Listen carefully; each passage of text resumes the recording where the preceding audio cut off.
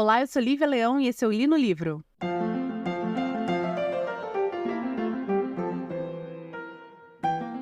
Esse é um episódio especialíssimo para mim, porque se tem uma coisa que eu sou muito feliz e agradecida ao Li no Livro, é ter conhecido pessoas muito, muito maravilhosas. Pessoas que começaram a ouvir o podcast e pessoas que gostam do trabalho, e são pessoas incríveis.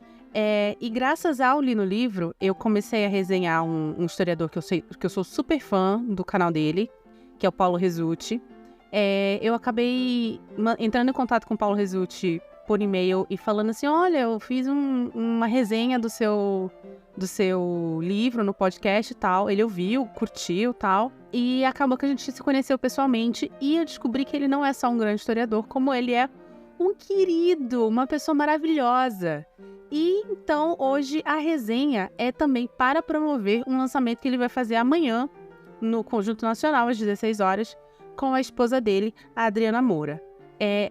O evento de amanhã é o lançamento de um segundo volume de um livro que fala sobre contos de fadas celtas. E aqui nós vamos resenhar o primeiro volume desta série que eles estão lançando, que é sobre contos de fadas russos. O nome do livro é O Pássaro de Fogo e Outros Contos de Fadas Russos.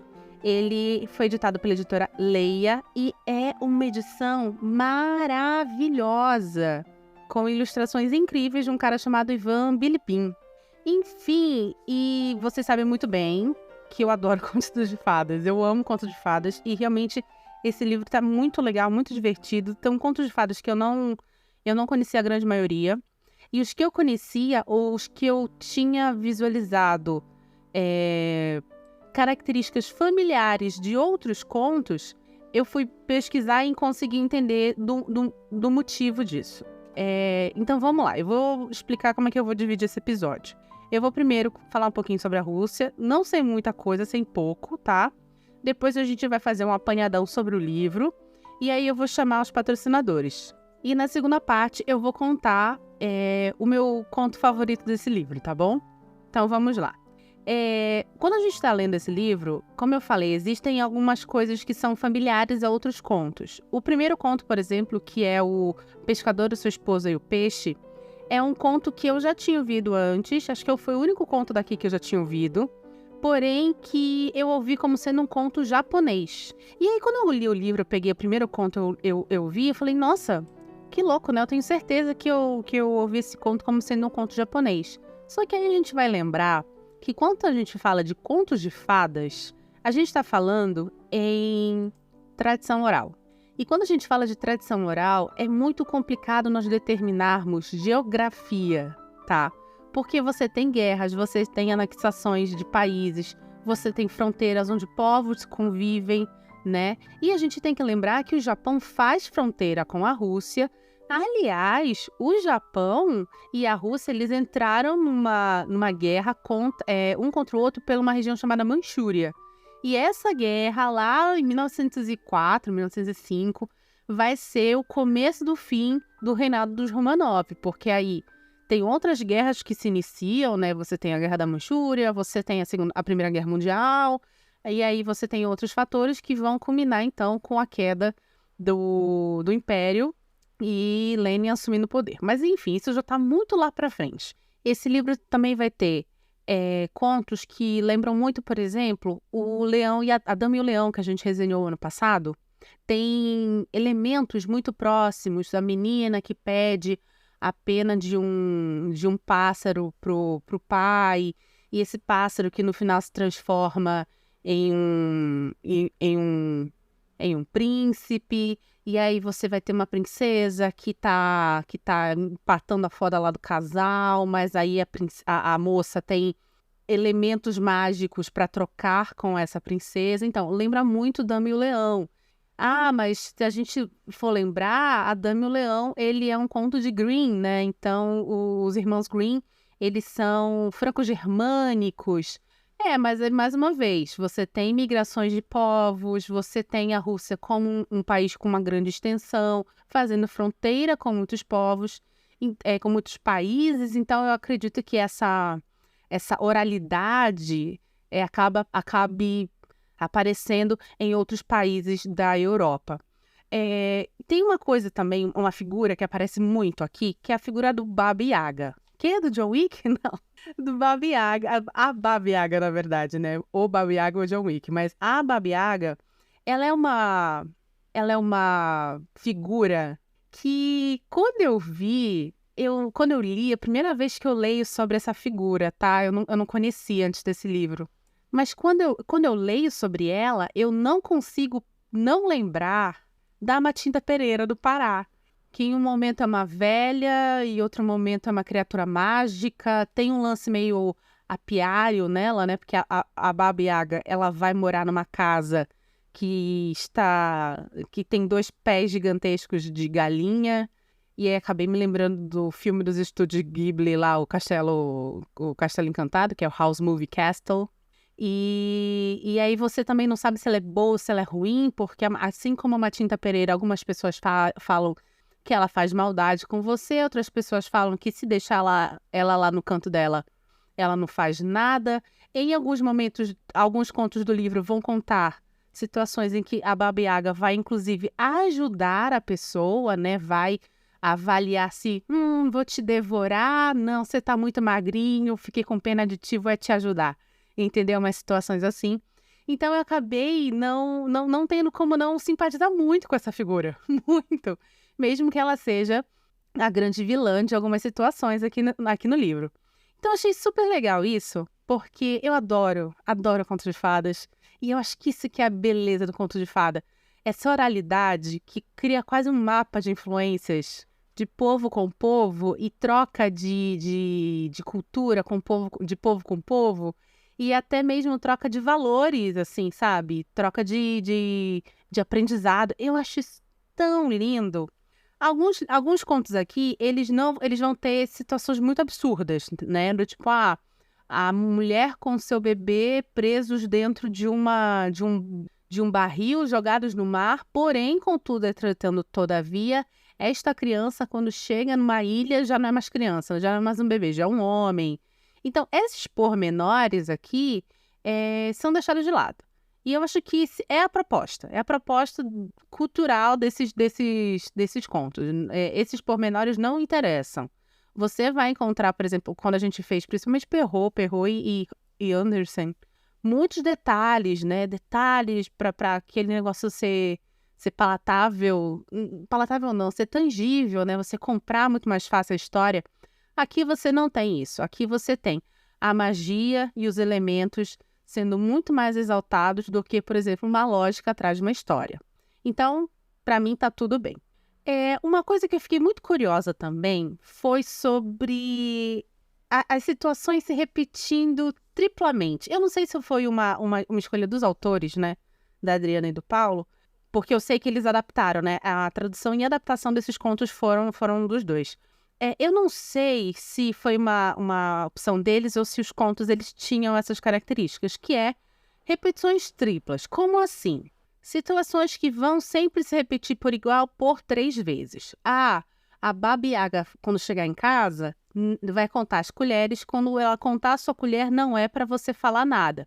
Vai lá e fala, primeira vez. Ou Baba Yaga tá vindo de novo. Quando ela chegar e for contar a sua colher, não é para falar nada.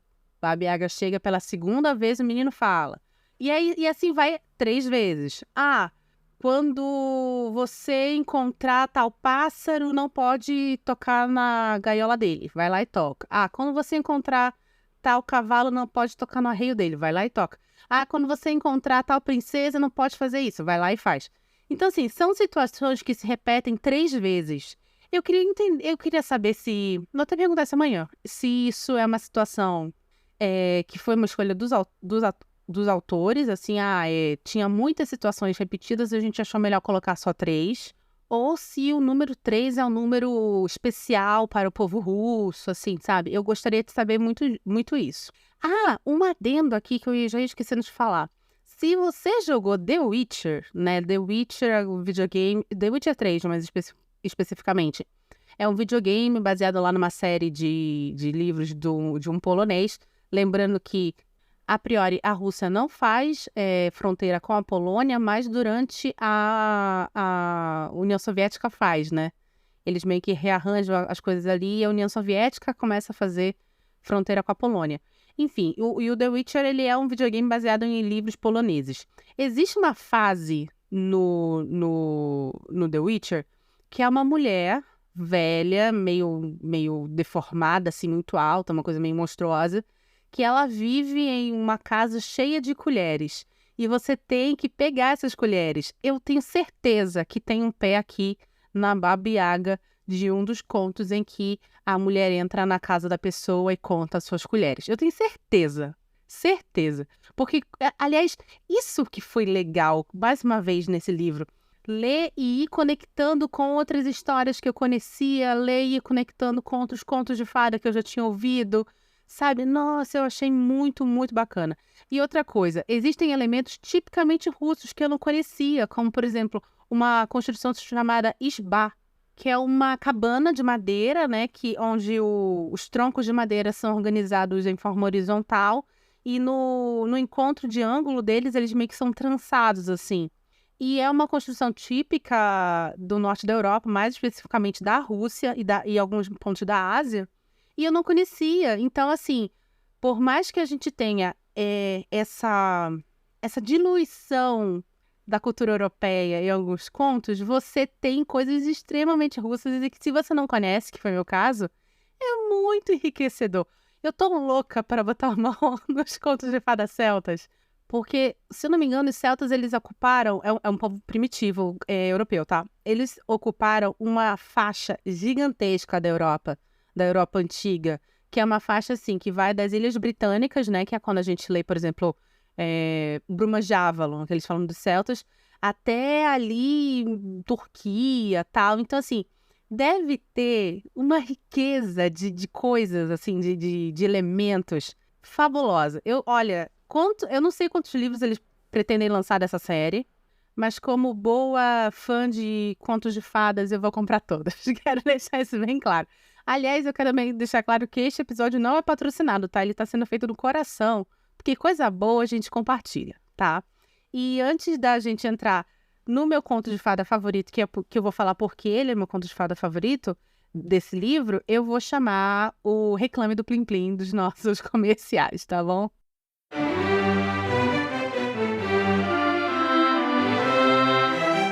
Oi, já já o episódio continua. Mas antes eu queria agradecer a sua audiência e te lembrar que o Li no Livro é um podcast independente e sem patrocínio. Se você quer nos ajudar, por favor, compartilhe esse episódio com seus amigos. E estamos nos principais agregadores de podcast, inclusive agregadores gratuitos. Obrigada!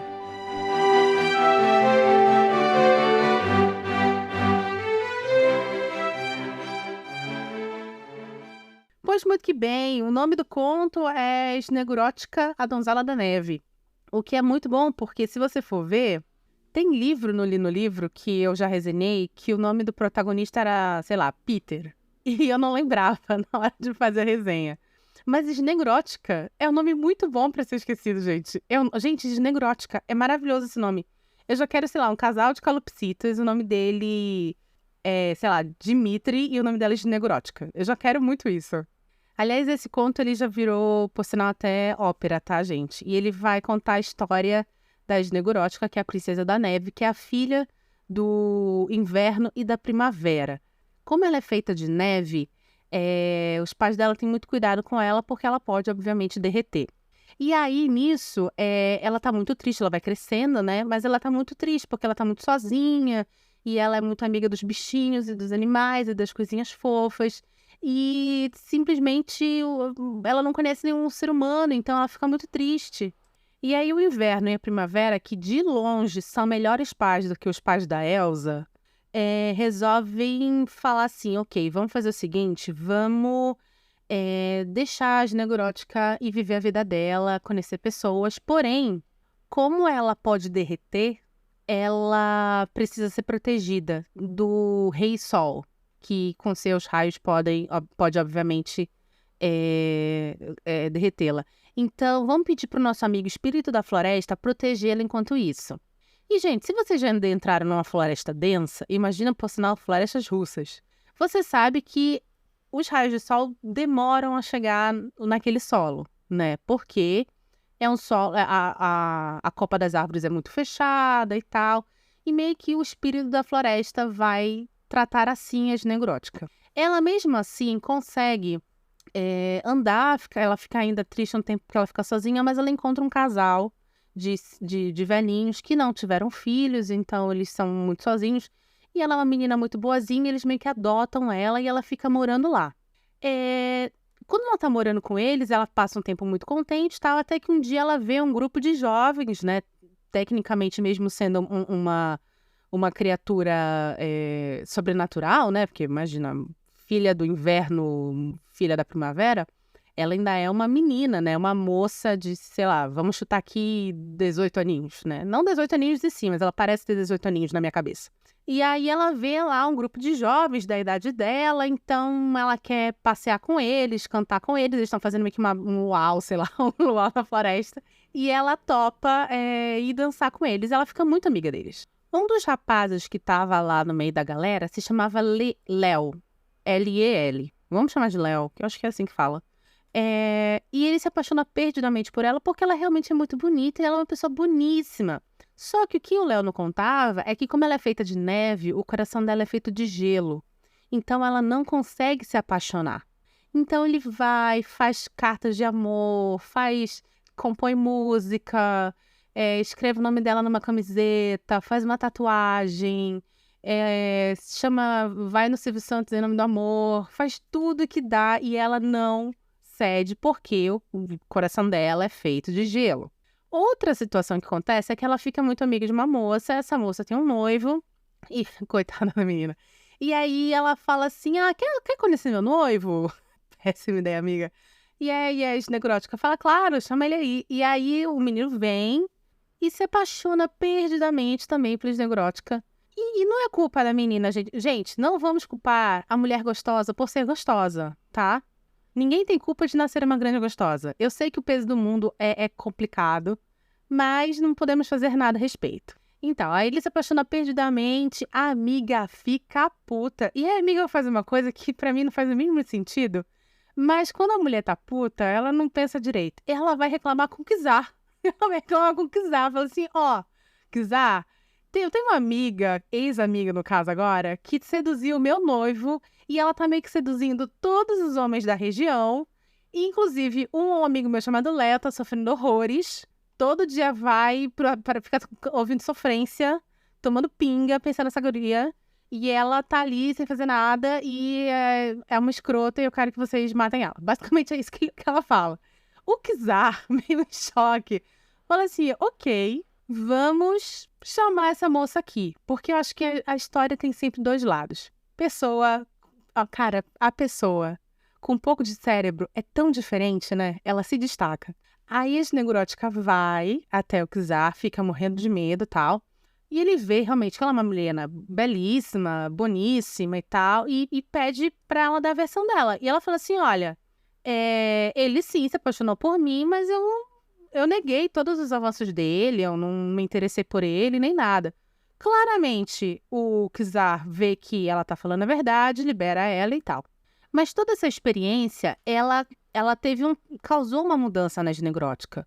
Quando ela encontra a mãe dela biológica, né, que é a Primavera, que, sei lá, deve ter guarda compartilhada com os pais adotivos, ela fala assim, poxa, mãe, todo mundo se apaixona, todo mundo tem namorado, todo mundo vive essa coisa de se apaixonar, menos eu.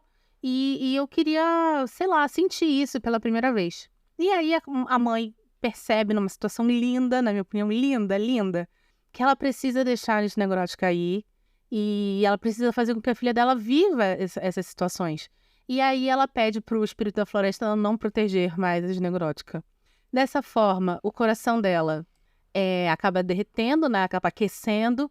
E o Léo, que estava ali compondo, né, uma moda de viola embaixo da sacada de Snegrótica, há 20 páginas atrás, tem o seu momento de que os humilhados serão exaltados, e ela se apaixonou por ele. Léo, muito esperto, com medo da Snegrótica mudar de ideia, vira pra ela e fala, pois vamos nos casar hoje. Se casam na mesma noite, super felizes, super contentes. Porém, ai gente, esse conto me quebrou o coração, ele é tão bonito. Nossa, gente, que conto bonito. Mas ele me quebrou o coração. Porque acontece que depois da lua de mel, eles estão dormindo na floresta, depois de uma, sei lá, louca noite de amor e regar vinho, hidromel. O sol aparece e, mais uma vez, ela era feita de neve e ela derrete. Então ele acorda do lado de uma poça de água. Nossa, gente, é assim, é de uma tristeza. Aliás, é mais triste ainda o finalzinho do finalzinho, porque ela, quando tá derretendo, ela sente que tá derretendo e ela chora. E aí, quando ele acorda e vê a poça de água, ele vê que uma lágrima ficou presa em uma flor que ela tava usando. Então ele guarda essa florzinha que tem uma lágrima dela. Eu estava, no final desse conto, em prantos, cantando Sunrise Sunset do Violinista do Telhado. Tava nesse nível. Eu fiquei arrasada. É lindo esse conto, se a gente for ver, se a gente for destrinchar ele, por vários motivos. Primeiro porque a figura mesmo da Princesa de Neve é uma figura muito bonita, né? Você tem o encontro do inverno com a primavera, né? Que é literalmente quando o inverno morre, nasce a primavera é o nascimento, o inverno é a morte. Você tem encontro literalmente da morte da vida, dando origem a uma princesa feita de neve com um coração feito de gelo. E mesmo assim, é uma princesa boníssima, mas que está fadada a ou viver sozinha ou morrer, né?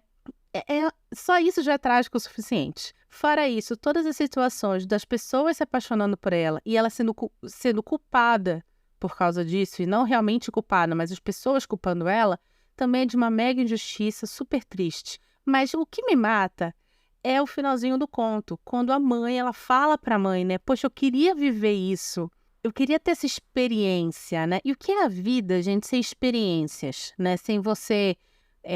sei lá, um dia desse eu tava pensando de todas as coisas que eu já vivi na minha vida, que foram coisas, algumas ruins, algumas boas, como tudo na vida, mas todas me trouxeram muita experiência. Experiência de, sei lá, aprender a não cair mais em golpe, até a experiência de aprender a ver as situações do lado positivo, até a experiência de aprender a ser grata por coisas que vieram do nada e foram super legais que aconteceram comigo. Enfim, experiência é tudo na vida. Às vezes as pessoas... Eu sou uma pessoa que eu gosto muito de dinheiro com ingresso, né? Tipo, eu gosto de ir em Comic Con, eu gosto de conhecer pessoas, tirar foto com gente que eu admiro e pegar autógrafo. Porque eu acho que tudo isso são experiências que eu vivo, são situações que eu vivo que me dão sentimentos de alegria, de amor, de admiração, de timidez, de raiva às vezes, mas são sentimentos que são despertados em mim em situações muito diferentes. E eu entendo muito bem o que Snegrótica fala nesse momento, o que ela quer viver. E viver isso, né? Viver não é só acordar, trabalhar, estudar e dormir. É viver experiências que te despertam sentimentos conflitantes e gigantes e ao mesmo tempo fabulosos. E ela tá atrás disso. E esse abrir de mão da mãe primavera, caralho, isso é muito foda. Abrir mão da sua filha, né? Porque é isso, né? Não dizem que a gente cria filho pro mundo? Então, tô aqui, eu tenho essa menina que eu amo, que é uma parte minha, uma parte do amor que eu sinto pelo meu marido. E, de repente, ela fala pra mim, mãe, eu preciso viver. Eu preciso sair da sua proteção. E a mãe faz isso. Ai, dá até um negócio. A mãe abre a... Ai, gente, precisei parar um pouquinho, porque eu tava quase chorando. E a mãe faz isso, né? A mãe abre mão de toda a proteção que ela sempre criou ao redor dessa menina, sabendo que ela vai morrer. Sabendo que essa menina vai morrer. Mas que ela vai morrer feliz e apaixonada, vivendo aquilo que ela sempre quis. Cara, isso é uma prova de amor materno e paterno também. Tão incrível, tão fabulosa, tão incondicional, que, olha, não sei nem descrever, gente. Realmente é fantástico esse conto. E aí eu me lembrei muito do que eu falei, né, do Sunrise Sunset do Violinista do Telhado, que é um musical, que é um dos meus filmes musicais favoritos. Eu nunca vi ao vivo, né, eu vi em gravação pirata da Broadway. Ao vivo eu nunca vi. Mas é um dos meus filmes musicais fantásticos, assim, favoritos da vida. É fabuloso o Violinista do Telhado. Pra vocês terem uma ideia, é tão bom que o André gosta. O André odeia musical. O André gosta de Violinista do Telhado. E é um musical que se passa na Rússia, numa pequena comunidade, numa pequena vila judaica, e no período czarista russo. E tem uma cena que eu acho que é o final do primeiro ato, se eu não me engano, o começo do segundo ato, não vou lembrar. É bem no meio da peça. Que é uma cena chamada do número do Sunrise Sunset, que é a música do casamento. Que é uma música que que é cantada pelo pai e pela mãe. A filha tá casando, né? O pai e a mãe estão cantando, e depois alguns convidados, entre eles um casal que também tá apaixonado, que por sinal é a irmã mais nova da noiva. E aí eles falam uma coisa tão bonita, eles falam assim, nossa, como é que ela cresceu para ser tão bonita, né? Ele fala assim, quando é que essa menininha cresceu e ficou tão bonita? Como é que esse menininho que tava ali brincando um dia desses ficou tão alto? Quando eles cresceram, quando eles envelheceram, porque eu não lembro de ter envelhecido. E a mesma coisa a irmã que tá apaixonada, vendo o casamento, falando assim, nossa, eles parecem tão perfeitos um do lado do outro, tão felizes um do lado do outro. E é isso. E no refrão eles falam assim, sunrise, sunset, né, que significa nascer do sol, pôr do sol. Rapidamente se vão os dias, né, corre os dias. E aí eles falam no final que as mudas à noite se tornam gerações. Ai, que coisa linda! Ai, essa música é muito linda, muito linda. Assim como é lindo de morrer esse livro. E assim como eu tenho certeza que vai ser lindo de morrer o próximo livro dessa coleção. Mais uma vez, Contos de Fadas Celtas, que vai ser lançado amanhã no Conjunto Nacional, lá na Livraria Cultura, segundo andar. Às 16 horas. Eu vou estar lá, então se você está ouvindo esse episódio e quiser dar uma passada, vai, conhece o Paulo e você não vai se arrepender. Espero que você tenha gostado desse episódio. Esse episódio foi um pouquinho emocionante, porque eu tô numa fase sensível da minha vida. Mas nem sempre eu choro, tá, gente? Geralmente eu só taco o pau nos livros. Se você gostou desse episódio, por favor, compartilhe com seus amigos. Estamos nos principais agregadores gratuitos, agregadores pagos. Se está ouvindo através do Spotify, não se esqueça de nos dar 5 estrelas no seu aplicativo. E toda segunda-feira você encontra aqui episódios novos, tá bom? Meu nome é Lívia Leão e esse foi o Li no Livro.